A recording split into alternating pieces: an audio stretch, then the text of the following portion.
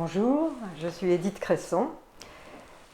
J'ai derrière moi une longue carrière politique. J'ai commencé à travailler dans les entreprises après avoir fait une grande école, HEC. Et je suis entrée avec la construction du nouveau Parti socialiste avec François Mitterrand.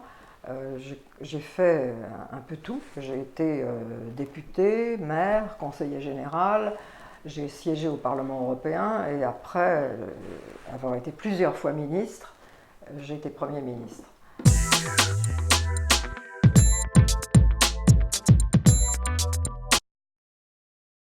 Eh bien, quand j'ai passé mon bac, j'ai réfléchi à ce que je voulais faire et je voulais surtout faire des études qui me permettent d'avoir un travail tout de suite à la sortie. Et j'ai choisi donc HEC. Et au bout de 3 ans à HEC, on a un diplôme et j'ai tout de suite eu accès à la vie professionnelle. J'ai ensuite fait un doctorat de démographie, mais beaucoup plus tard, simplement parce que ça m'intéressait intellectuellement. Mais la vraie base de mes études, c'est HEC.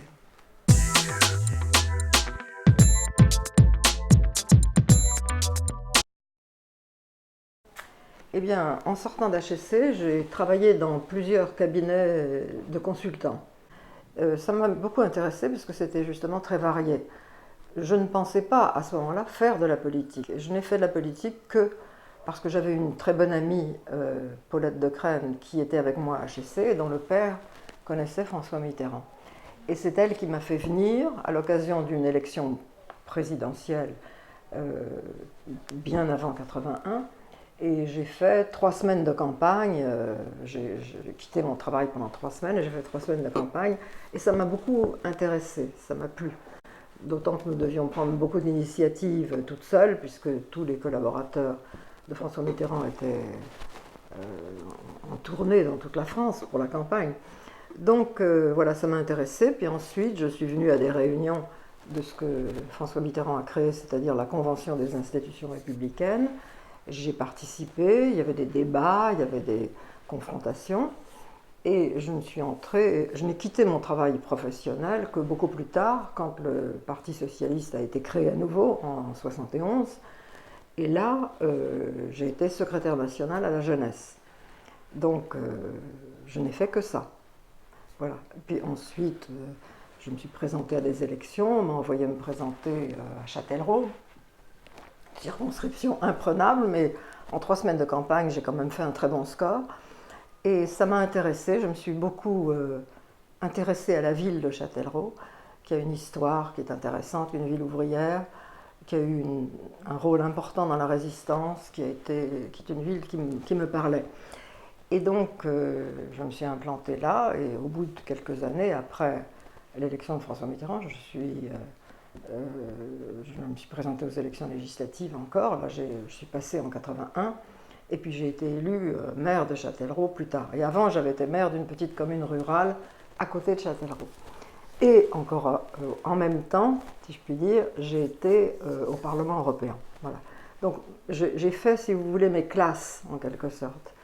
Et quand François Mitterrand a été élu en 81, j'ai participé évidemment à la campagne, il m'a demandé d'être ministre de l'Agriculture. J'avais, au Parlement européen, été membre de la commission agricole, donc je connaissais les mécanismes de la politique agricole commune. Et je suis entrée donc, au ministère de l'Agriculture. Là, ça a été très difficile parce que il y a beaucoup de machisme, pas seulement là, mais enfin, en tout cas, dans le syndicat agricole prédominant qui était la FNSEA, j'ai rencontré beaucoup de machisme.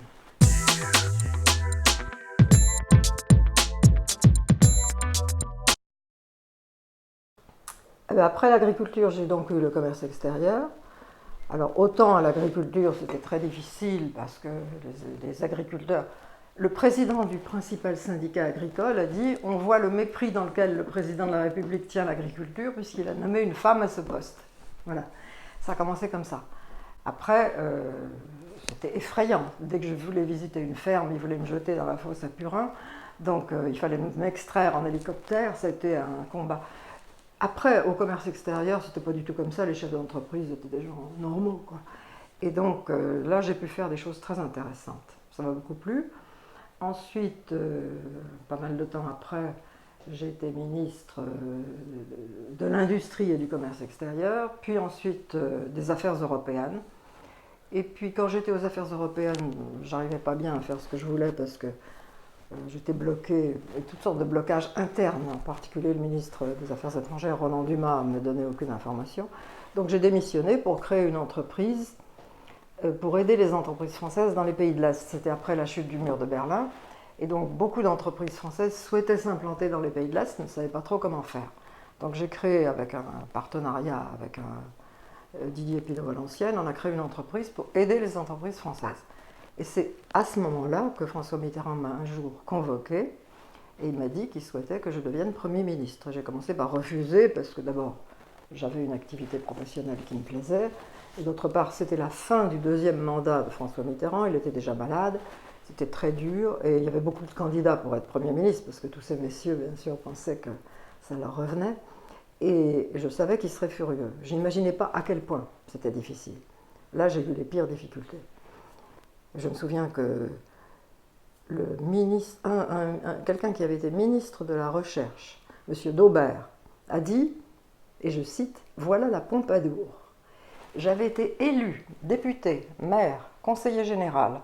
J'avais été 5 fois ministre, ça veut dire que même le suffrage universel en France ne confère pas la légitimité à une femme.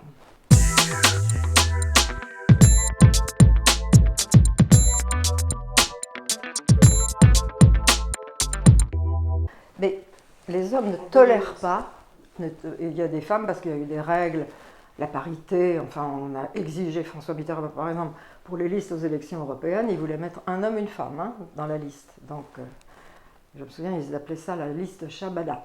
Oui, donc lui était pour la promotion des femmes. Donc il a beaucoup milité pour ça. Et moi, quand il a voulu que je sois Premier ministre, il m'a dit « Je souhaite qu'une femme soit Premier ministre avant la fin de mon mandat ». Alors je lui ai d'ailleurs répondu, il aurait peut-être fallu y penser avant, parce que c'était le pire moment. Il était très malade, c'était la fin. Tous ces messieurs se battaient entre eux parce qu'ils savaient que c'était la dernière occasion pour être Premier ministre.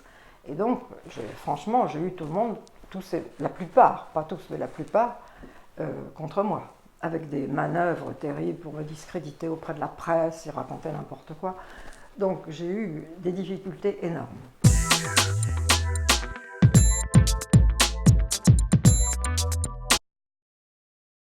Ben, écoutez, ils sont obligés, parce qu'il y a toutes sortes de règles, les choses évoluent un petit peu, mais sur le fond, ils sont toujours les mêmes. Vous savez, quand on monte à la tribune de l'Assemblée nationale, ils crient à poil, surtout après le déjeuner, quand ils ont bu un coup. Et ça, Ségolène Royal le dit même dans son livre, donc je veux dire, c'est quelque chose qui ces années-ci, enfin, existe encore. Alors, ils osent moins qu'avant, autant que moi j'avais demandé que ces imprécations soient portées au compte-rendu de la séance de l'Assemblée nationale, avec le nom de celui qui les proférait. J'avais même demandé qu'il y ait une amende, mais ça, je n'y suis pas arrivée.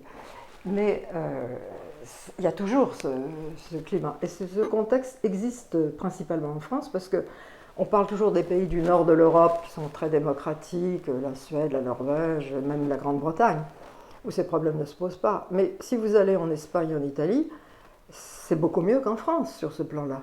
Il n'y a qu'en France que c'est comme ça. C'est un problème spécifiquement français. Et c'est difficile à vivre.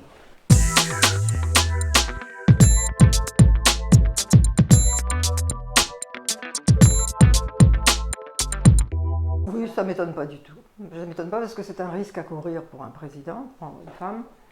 Mitterrand l'a fait parce que c'était la fin de son mandat, il ne risquait plus grand-chose. Je conçois qu'un président puisse se poser la question.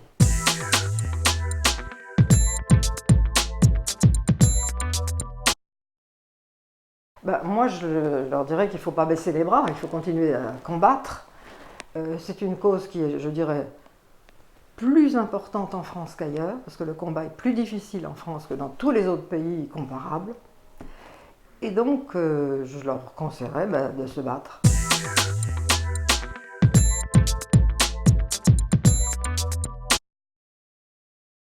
Oui, moi je pense que c'est bien. Il faut que les jeunes se rendent compte des combats qui ont été menés et qui date d'il y a très longtemps, parce que je rappelle que nous avons eu le droit de vote en France longtemps après les autres pays comparables, hein, après la guerre, alors que le droit de vote existait dans d'autres pays. Obtenir le droit de vote, c'est quand même quelque chose de, semble-t-il, normal. Ça a été un combat. Il y a eu toujours des femmes pour combattre. Et je rends hommage aujourd'hui à toutes ces femmes qui ont manifesté, qui ont fait pression, mais il faut voir ce à quoi elles ont été confrontées. Et ça, c'est resté. Et c'est pire, je dirais, dans la vie politique que dans la vie, disons, des entreprises. Dans les entreprises, ils sont beaucoup plus ouverts.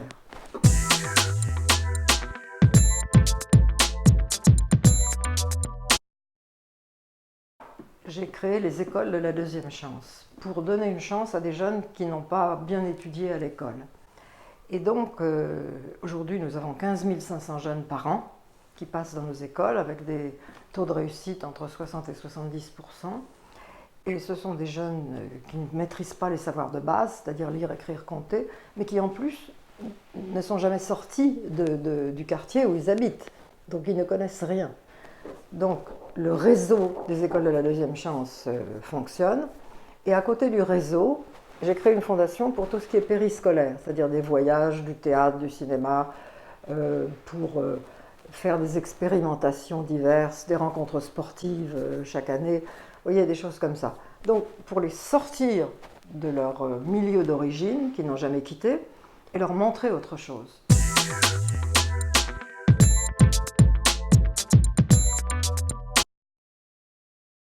Elles ont eu du mal, mais je dirais que globalement, si vous voulez, moi, mon admiration va vers ces femmes qui ont milité pour le droit de vote.